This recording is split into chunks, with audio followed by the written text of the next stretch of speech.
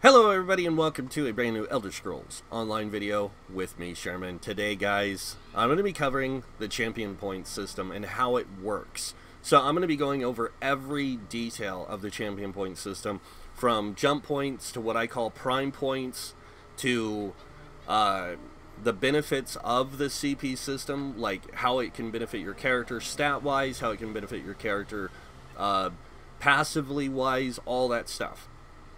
And we're going to go over every aspect of each of the different trees in that system.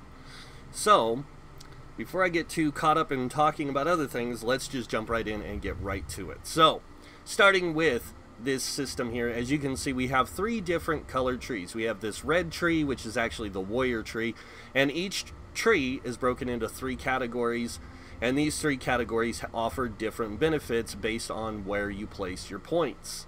So just like in Skyrim, you have this celestial star system that you can put points into. In Elder Scrolls Online, we have the same system. It's called the champion level system. So for every level you gain in the champion levels, you get 1 point to put towards this system. Now, the benefits of each of these trees is very, very important because of the way the system's set up. And so you hear a lot of people talk about CP and why it's important to get CP 160. And they say, oh, it's because then you can wear the best gear. But you never hear anyone say why it's important to get to CP 300. And that's what we're going to talk about first, is why it's important to get to CP 300. Now, it can take a while to reach that point, but we're getting higher and higher into the CP system. And the more CP they add to the game, the faster it is to reach those pinnacles, because you get more XP and it takes less XP to level the champion point system. Alright, so what are the benefits of each of the trees? So the red tree here, the warrior tree, as you can see, it says under the warrior's influence the Lord grants you health and improves your vitality. This says the same thing. It says under the warrior's influence the lady gives you health and protects you from negative effects. This gives you the steed. Under the warrior's influence, the steed boosts your health and shields you from damage. Now, they don't really do what they say. They do to some degree, but it's mainly the fact that it says boost your health. This says boost your stamina. This says boost your magicka. Now, 300 CP is very important because when you have 100 points into each tree system, you will get 20% of your max health, 20% of your max stam, and plus 20% of your max magicka, no matter what you're playing. Whether you're playing a tank, a healer, or a damage dealer, you will boost each of your stats by 20% no matter what. Now you got to think about this. Races give you like a 6% or a 9% or a 10%, 12% bonus into certain stats. This gives you a flat 20% bonus to all your stats. So this benefits you no matter what you're playing. On top of that, the beneficial passives that it can do for your character is the next part we're going to get to here in a minute. But you have to understand, each star system, like the constellation here, like the steed constellation, is made up of a total of 8 stars. There's 4 stars you fill in and 4 stars that unlock. Now those ones that unlock are more beneficial passives, they're or superficial passives. They don't offer you anything that's really necessary, but it gives you benefit because of it. And they can give you benefits to a lot of different things. Now, the other ones that you put points into are the beneficial passives that are going to give your character passive increases into different things, such as the red tree, where it's all about damage mitigation and survivability, the green tree, where it's all about resource management and and basically saving your resources, and then the blue tree, where it's all about damage. Now, they don't just have points or star constellations that pertain to those things exactly, but they do have some other stars in some of these that do other things that help out for other factors of the game. So, Next up, we're going to be talking about jump points and prime points. And this is very, very important to understand, because jump points and prime points is what builds your character's passives to the greater potential.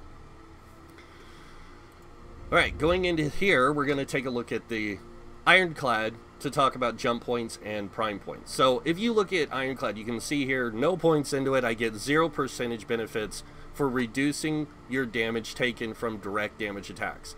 Now, there's a lot of questions about what's direct damage. Almost every ability in the game has some sort of direct damage attached to it. Wall of Elements, the first initial hit is direct damage. Twin slashes or rending slashes, the first hit of rending slashes is direct damage. The damage it does afterwards is considered damage over time. So you really need to know like how you want to place your points to give you the greater benefit. But let's get into first the jump points and prime points. So what's a jump point? Now if you look here, I put 2 points in here and I get 1%. Now it takes me 2 points to get that 1%. Now anything in between 1 and 2% gives me no benefit. So that minor percentage bonus of 0.45% right there gives me no advantage. It's only the 2%. In fact, that 0.45% doesn't exist. It really doesn't. It's only the 2%.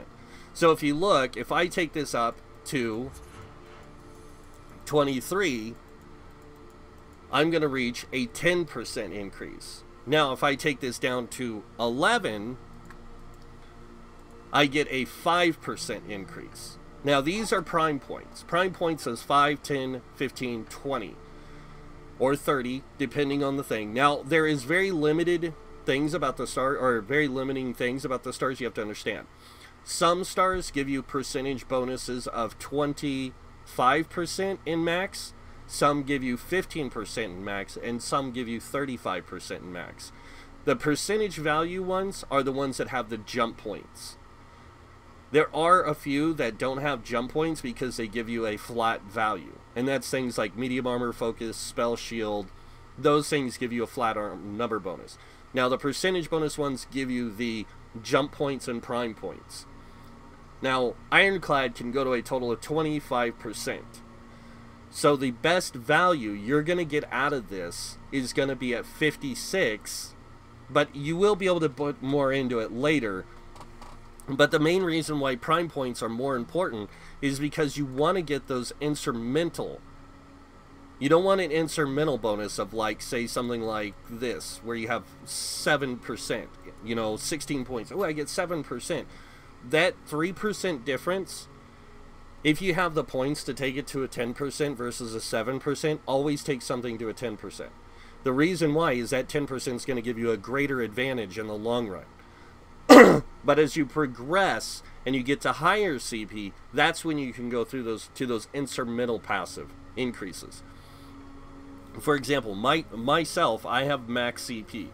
So for me, I'm going to go with 66 eventually. Now, why am I going to go with 66? As you can see, it gives me a 2% increase over 20%. That's an instrumental increase. That instrumental increase actually stacks with other instrumentals to make it more beneficial to me. And we'll get to that here in a second. So jump points is basically any point it takes to get from 1% to another. So from 4%, 5% is one, you know, like here is 11 point, is 2 points. So it takes me 2 points to get to 11% from 3%. That's a jump point. Prime points is when you can take it up from 5 to 10% to 15% and then to 20% and then up to the maximum. Now the reason you never want to go 100 points into something, if you look here, it's 100 points to get 25. But from the last percentage increase of this is 81. So it takes 19 points to get that last 1%. Is 19 points really going to be worth it when you can take that 19 points and put it into something else that give you something more? Like, for example, if I wanted more physical resist, and I took this up 19 points, is that 18-15 going to be good for me? Yes, it's actually better for me. That 18-15 almost gives me a 3% damage mitigation. Now, that's the other thing you have to understand is resistance values. Most resistances are based off of a number in the game. And it's easy to find. It's right here. So, our resistances for physical and spell resist, for every 660 points, as it shows there, we get 1 point of mitigation. Now, the max resistances a player can build to is 33,000 flat. And I'm going to show this too because I know, really crazy. But we're going to do this. So if you take 33,000 and divide it by 660, you're going to see 50. That means a 50% damage reduction. You can only have a 50% damage reduction from resistances. This tree allows you to build your resistances or your damage reduction even more. Now, these are damage reducers. Your resistances block a certain amount of damage. These reduce a certain amount of damage. So if you take how damage works in this game and how it calculates, when you block an attack, it calculates with blocking first, then your resistances, then your damage reduction. This is why tanks can build to be very mitigatable. They can build for high mitigation, because they can mitigate the most damage. Stamina DPS and Magic DPS build for damage reduction over mitigation, over armor mitigation. So with most of that, you're going to start in this middle tree for damage reduction. The reason why is because of 2 points in here. Hardy, Elemental Defender. Now, Hardy reduces your damage taken from poison and physical poison and disease damage, and Elemental Defender is Flame, Frost, Shock, and Magic damage. Now, these are each of the different types of damage that your character takes within the game. Your character takes physical damage, they take poison damage, they take disease damage. They take Flame, Frost, Shock, and Magic damage. So these are the points that you want to start with in the red tree to reduce the damage you take in the beginning. So when you're starting out with a new character, always start with these two things to reduce the greater amount of damage mitigation you can have. Now, these ones are kind of wonky when it comes to the percentages, because your first jump point is 19. Your second jump point is actually 43. And that's because this has, or prime point is 43. Now, that's because these trees have a really bad thing to them. They only give you 15%. So with these, you want to build these up to at least a 10% damage reduction before you put in anything else. This is going to give you the greatest amount of damage reduction you can have overall. Now, after you get to 43 here, then you can start building things out like Thick Skin, which is going to reduce your damage taken from damage over time effects, and Ironclad, which is going to reduce your damage from direct damage attacks. Now, these are the main prime sources of damage you take in the game itself, is in PvE. Now, in PvE, it's different. We'll get to that. But PvE, it's direct damage, physical, poison, disease, and Flame, Frost, Shock, and Magic. Then it comes damage over time. Damage over time effects in this aren't like what we do to other people, where it's like bleed. Like when you hit an enemy with Dawnbreaker and it does so much damage up front and so much damage over time. That damage up front and that damage over time that it does are not affected by Thick Skin. Thick Skin actually is the damage you take from... It says damage over time effects, but for some reason it doesn't reduce that damage by much. I mean, it does, but it doesn't. Because you're actually getting more from these still. So Thick Skin isn't one you have to build really high for, but if you are doing, say, Halls of Fabrication where you get a lot of poison damage put on you, or you're doing certain dungeons where you get a lot of poison, it's better to put into here and take this up to like a 20%, maybe even 66, so you can get the greater damage reduction from that, because you won't be taking a lot of direct damage in those. You will, but you won't. So it might be better to go with something like this in that case, so you can get the 10% from here, the 22% from here. But if you do take this up to 56 and this up to 56, then you still have points left over, but this is going to be the greater overall, because 66 from here, that's 22. This is 12. Say somebody hits you with like Burning Talons. So Burning Talons, that's going to reduce your damage that you take from those by 34%. That's a big amount of damage reduction. A large amount of damage reduction. A lot larger than you can get from anywhere else. Now, the better benefit would be to take this up to 66 and this up to 66, because you see how this says 13 now, and these say 22? That's a 35% damage reduction. If you were to take this up to get that extra 5% without taking the points out of here, you would actually spend more points. So if I put this down to 43... Oops. And this down to 43, and I took this up to 100, and I went to try and take this up to 100, as you can see, I can't do it. So I can't get the 35% from both of these. But if I spread my points out, I can actually get 35 from both of them together. And this is where damage reduction really plays into the game really well. So that's just showing you that. Now I want to talk about the upper stars here. Now remember how I said they're kind of beneficial, but they're more superficial than they are beneficial? There is some beneficial ones.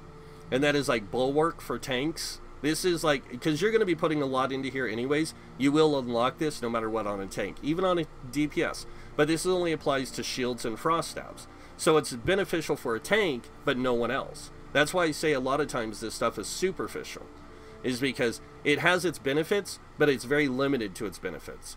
For example, you go over here and you look at Invigorating Bash. When you bash, you have a 20% chance to heal for 1845. Is it beneficial for the tank or for a DPS? Tank. Phase. When you use a roll dodge, your physical and spell resist is increased by 660 for 3 seconds. Who's that beneficial for? Everyone. Because that's 1% of mitigation that you're adding to your character regardless. Next up, Resilient. When you take critical damage, you heal for 368. Now, you will not take critical damage in PvE, only in PvP. So this applies to PvP only. Superficial to PvEers. Reinforced. When you activate block, you gain a damage shield that absorbs 1,454 damage for 3 seconds. That's beneficial for a tank, but you have to have 120 points in here. And where are you going to have 120 points in here as a tank? You're going to take this up to 100? Kind of useless, right? Taking it up to 81 is beneficial, and then you can put in the spell shield, so you can get this. And it's kind of nice, because you do this. In some situations, you can do this. And I'm trying to remember how many points I have to put in here exactly. Okay, 39. So if I did this on my tank, and I got that reinforced, now, whenever I block, I would gain a damage shield for 14. Oops. For that 1454. But here's the other thing. If I go over here and I take this up to 56, now look what that shield does. 1454. But if I confirm it, it'll actually go up to about 2k. Because I'm boosting it by 20%. But as you can see, I don't have enough points to put in anything else. So it's kind of a useless thing. You have to really know what you're doing to gain the most benefits out of things. Think of these as, like I said, superficial increases. These are superficial, these are important. So the main ones you want to focus on is the superficial one, or the beneficial ones versus the superficial ones. Because does a tank really need this? When you take Flame, Frost, Shock, or Magic Oblivion damage equal to 30% of your max health, you restore so much Magicka? In some cases, yes. And at most, no. That's more for a DPS, Magicka DPS. Critical Leech. When you deal direct damage, you heal for 363 health. This effect can occur once every 5 seconds. PvP. Unchained. When you break free, the cost of your next stamina ability used within 5 seconds is reduced by 80%. It's beneficial to stand players. And tanks to some degree. But that's what I mean. A lot of this is superficial. It has no real purpose other than what it does for the player. So, like, what it does for the individual. roll, that kind of thing. So yeah, it's more important to focus on these lower ones and how they can benefit you. Now remember how I said there's some stars that have that you put points into that don't really affect certain things. Now like this one, resistance. Resistance increases your critical resist. Has no use in PvE because you didn't take any critical damage. You only take critical damage in PvP. So, useless in PvE. Don't even waste your time putting points in here if you're a PvEer. When it comes to, over here, Expert Defender. Again, reduces the damage you take from player light and heavy attacks. Only players. It used to be anyone, including enemies, so it was really nice to be able to put in here. Now we don't have to, so not needed except for in PvP. So some of these trees can be good and bad. Alright, don't want to make the video too long, so we're going to jump right over to the green tree. And with the green tree, again, you're going to start with the middle tree. The reason why you're going to start with the middle tree is one of the hardest things you have to do in the game is resource management. And that's managing your resources when it comes to your rotation, to the other things that you got to do as well with the rotation, like dodge rolling, breaking free. Which, by the way, break free is when you block and press the attack button. This will help you break free from things when you're stunned or immobilized and you can't get away. If you do this, you'll be able to break free. Now, if you're immobilized on the ground, if you dodge roll out of things like that or lock you in place, you can actually get out of it. Like burning talons, chilled ice effect, that kind of stuff, you can dodge roll out of. But the green tree is all about resource management, and it mostly focuses on the stamina side. There's only one or two actually that focus on the magicka side. 3 if you want to count shadow play, which we'll get to. So the main thing you have to focus on when you first start with your character is resource management. And that's why it's always best to put into this middle tree, because you have Mooncalf, which increases your stam recovery for stamina DPS or stamina players. Arcanist, which increases your magic recovery, good for magicka players. And then Tenacity, which increases your magicka and stamina of your fully charged heavy attacks by a certain percentage. Really good for tanks and healers. So this is what I tell people is the best place to start, is because you want to be able to reduce your recoveries and stuff. Like what it takes you to recover resources. Now, in a lot of cases, a lot of people say shadow play for a tank because of reducing block cost. And they're right and they're wrong. They're right in the sense that block cost is really important to reduce, but at the same time, if you have no way of recovering resources, it's not as good.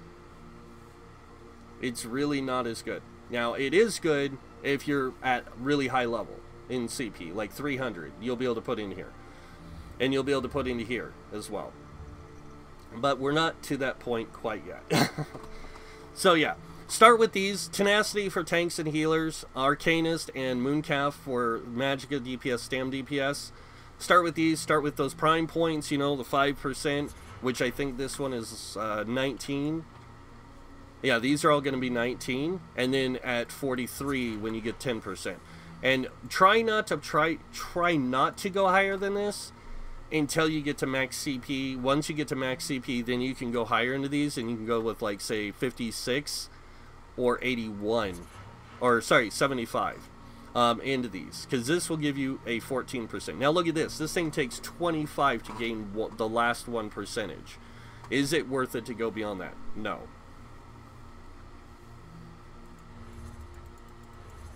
So just remember those when you're doing this. It's pretty important. Now, Warlord, Sprinter, Bashing Focus, Tumbling, and Shadow Ward and Shade all are reducing your cost of stamina.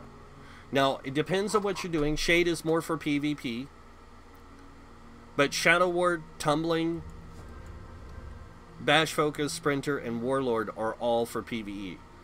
Now, who should be putting into what? Well, in this case, stamina play, like any player, whether you're a magicka DPS, stam DPS, you want to put into Warlord, Sprinter, and mostly Tumbling outside of this middle tree. The reason why is this reduces dodge rolling, this reduces your sprinting, this reduces your break free. Those are the things that most DPS do.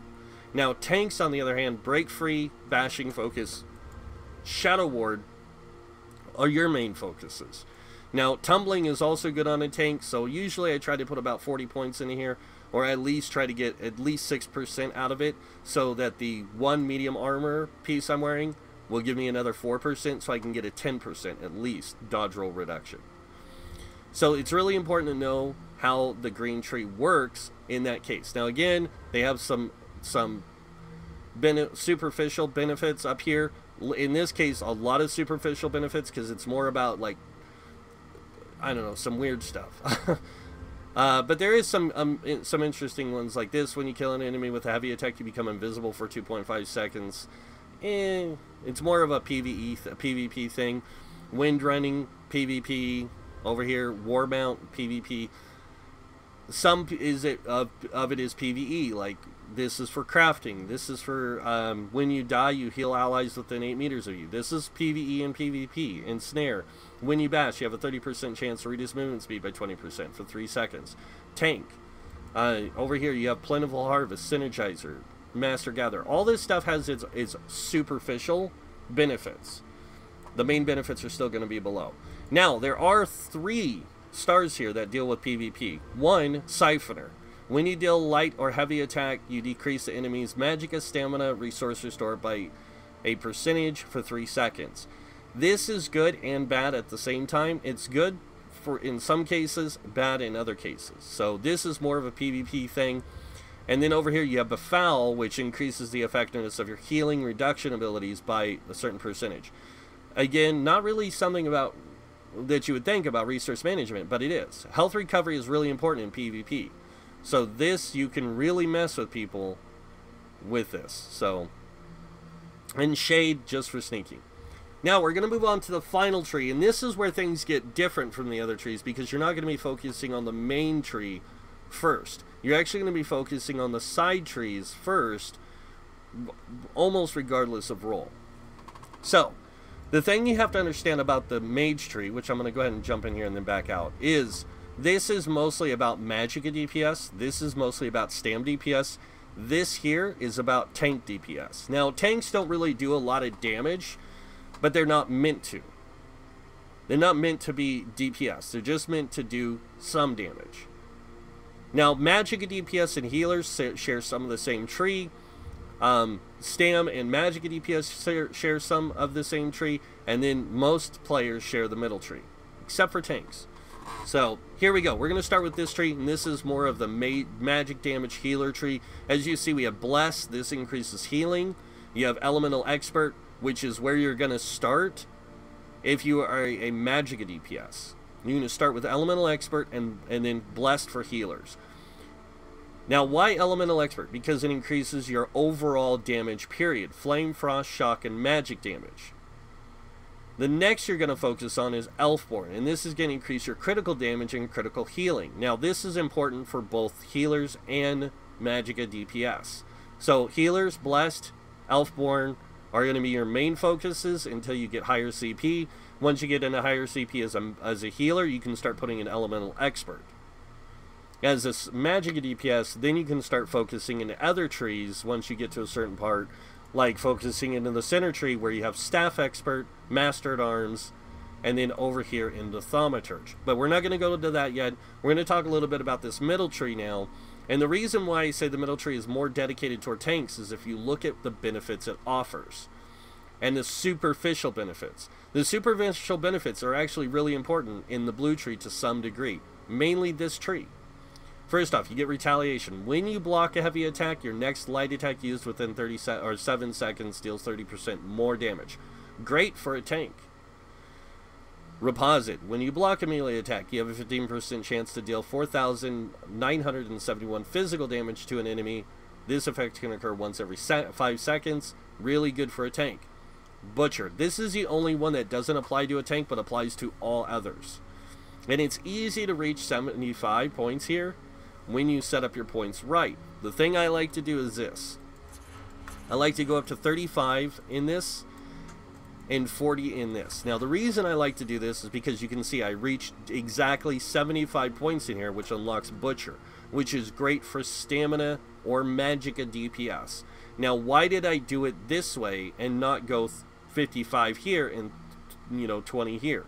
The reason why is because if you look, this gives me a flat bonus to my light and heavy attacks by 20%. This just increases my direct damage by 16%. Now, I do a lot of direct damage attacks in some cases. Like, my initial hits on a lot of things are direct damage. But my light and heavy attacks are always direct damage. So, I actually get a 36% increase. Then when you add in the fact of something like this, where I might have 43, where it's going to give me 10%, when you add up the bonuses together, this is 20, 36, 46% in my light and heavy attack damage, and when the enemy's below 25% health, I get 5% more damage increase. So it's just one of those things I like to do with it. But when it comes to tanks, tanks don't focus most of their damage on ability damage. They're focused on their light and heavy attacks. And the reason why they're so focused on light and heavy attacks is because they're all about resource management for blocks, for using other abilities that do things like debuffs or buffs or group support, things like that. So you really want to get a good amount of resources, but you also want to have the ability to do some damage. Well, if you do that here and you do this instead,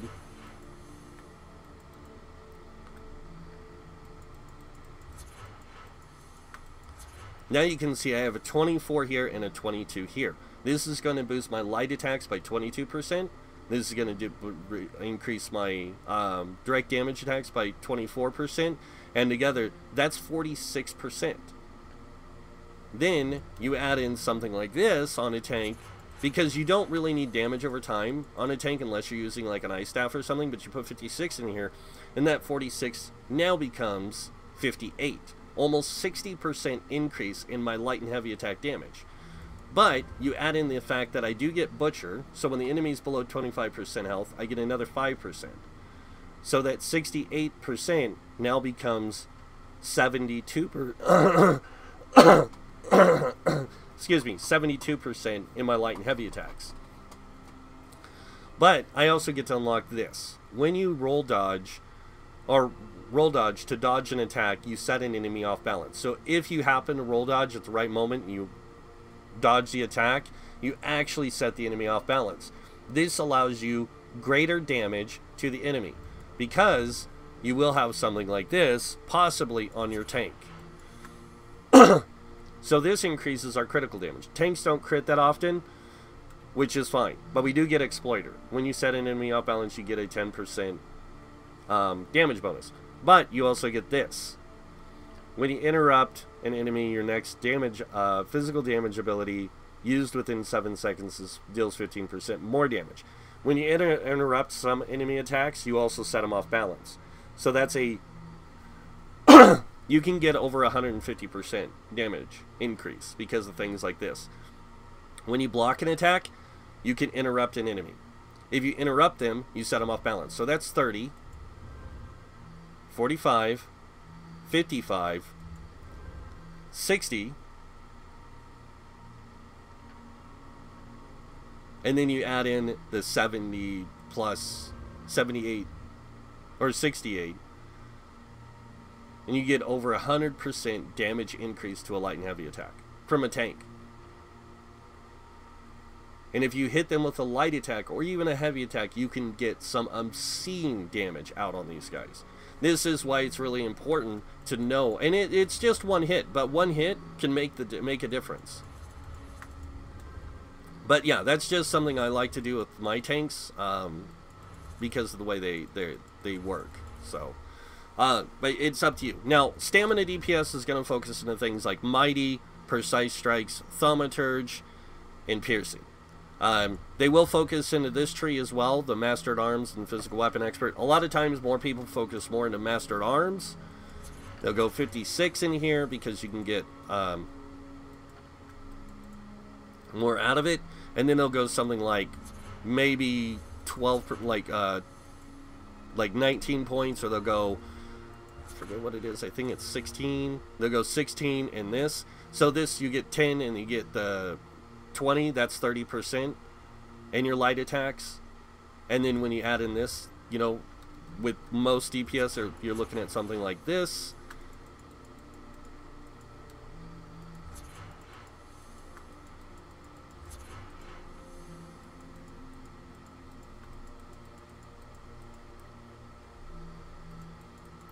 Just saying, because you get 13%, 20, 20, and then here you're getting 10, 20. So this right here is going to boost your damage by 30% on your light attacks, 44 or 43%, and then if you crit, you're getting an extra 20.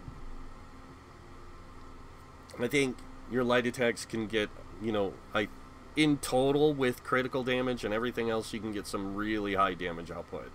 So, and this just boosts your damage over time. But this is just one CP setup that you can go with. Some people actually go with this instead, and they'll actually do this. Something like that, so they get 2%, 2%, that. Not as good, actually. It's not. If you look at the numbers, it's not as good to go with that. It's actually better to go with this. Because this boosts your overall damage. Overall. Total. So, physical, poison, disease, you're getting 3% versus 2%. And your critical damage, you're getting 2% versus the 3% you could get here. So this is actually still mathematically better, but it really depends on the person and how they want to set their character up. That is up to you as a player. But like I said, magic and DPS, stamina DPS, you want to start in these entries. Tanks, you can start here with Blessed and Elfborn and go the whole like meta healer thing. I like to start with the middle tree and start filling these out on my tank. Because as you're leveling, you're playing through the content. You're leveling your character. You're not leveling doing dungeons most of the time. Some people do that, but a lot of times you're focusing on playing the game, and in that case you want to be able to do damage. Now when you get to higher CP, you can always remove your CP and reset it. CP can be reset at any time.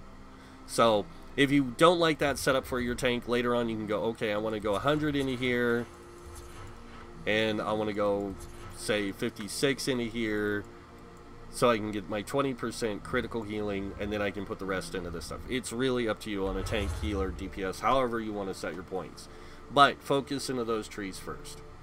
And that, guys, is the CP system. I know the video was kind of long, and it was kind of me talking about different factors, but I did want to cover every aspect of it to give you the greater benefit. So, but that's pretty much it for the CP system. That's it for the video. So if you guys like the video, you know what to do. Hit that like button. If you guys want to see more stuff by me, you can subscribe. Other than that, I want to thank you all for watching. Until next time, have a wonderful day, and this guy might see you in game. Bye.